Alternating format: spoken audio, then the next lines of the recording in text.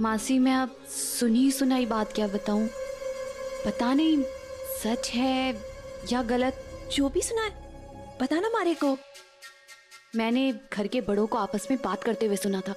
हाँ, वो कह रहे थे कि आपके घर का ये हिस्सा गिराकर यहाँ पर दुकान बना देंगे।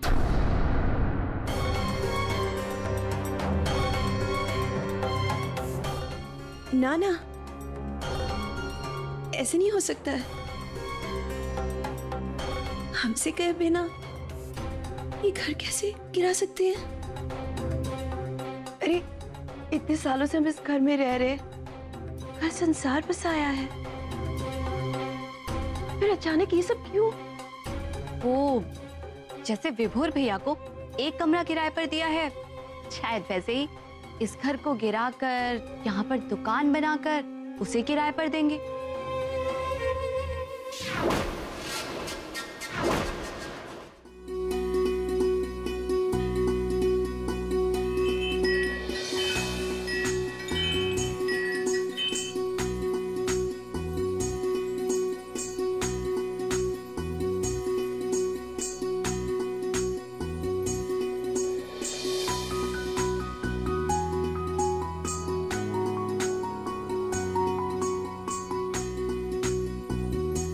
वेलकम।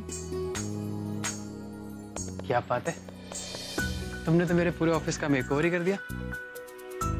वो तुम अपना फोन अपने कमरे में ही छोड़ आए थे, उसे लौटाने के लिए मैं यहाँ पे आई थी। फिर याद आया कि तुम पार्क स्ट्रीट में मीटिंग के लिए गए हो, इसलिए सोचा बैठे बैठे क्या करूँ, इसीलिए तुम्हारे इस बोरिंग ऑफिस को थोड़ा पर्सनल टच दे दिया। Thank you. तुम अपना इंटीरियर डेकोरेशन का बिजनेस क्यों नहीं स्टार्ट कर देती? कर लूंगी, पहले तुम्हारा बिजनेस तो सक्सेसफुल हो जाए। तुम्हारे होते हो ही जाएगा। प्रभा बात मानने या न मानने की नहीं, पूरी दुनिया के साथ साथ कलकत्ता भी बदल रहा है। पुरानी हवेलियां, इमारतें, लोग उनको तोड़कर बड़े बड़े टावर खड़े कर रहे हैं। अगर भाई साहब ने इस घर की भलाई के लिए कोई वाजिब बात कही है तो मैं मना कैसे कर सकता हूँ?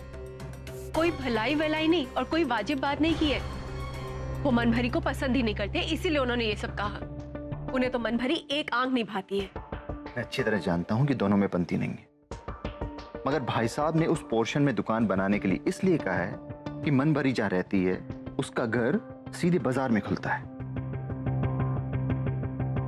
अच्छा, तो अपने फायदे के लिए हम उसके और उसके परिवार को धक्के मार के उनके घर से बाहर निकाल दें। तुम ऐसा क्यों सोच रही हो? हम आसपास उनको कोई अच्छा सा मकान किराए पे दिलवा देंगे।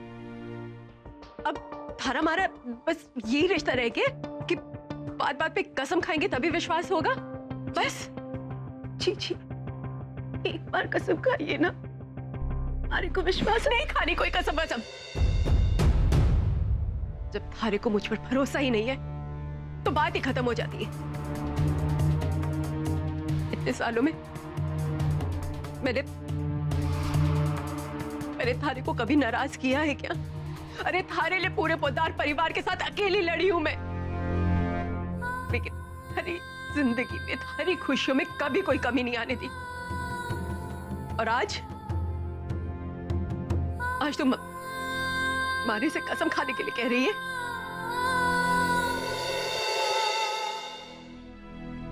माफी दे दो जीजी, क्या कि मैं डर गई इसलिए कसम की जिद कर बैठी। मारे को पूरा विश्वास है आप पर जीजी, तभी तो सब कुछ चुपचाप सहते आई अपनी जिंदगी में।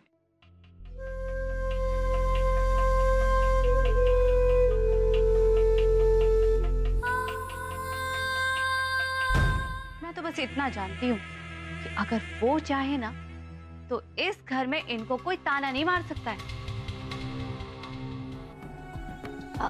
इसीलिए जब तक घर नहीं गिर रहा खुशी खुशी रहो, जब गिरेगा तब देख लेना। मारी जीजी मारे से झूठ नहीं बोलेगी। मतलब तुम्हारी जीजी ने अब तक तुमसे झूठ ही नहीं बोला? अच्छा ये बताओ कि क्या कभी तुमने अपनी जीजी से सवाल किया हो और जीजी ने चुप्पी साध ली हो? एक चुप हजार चुप।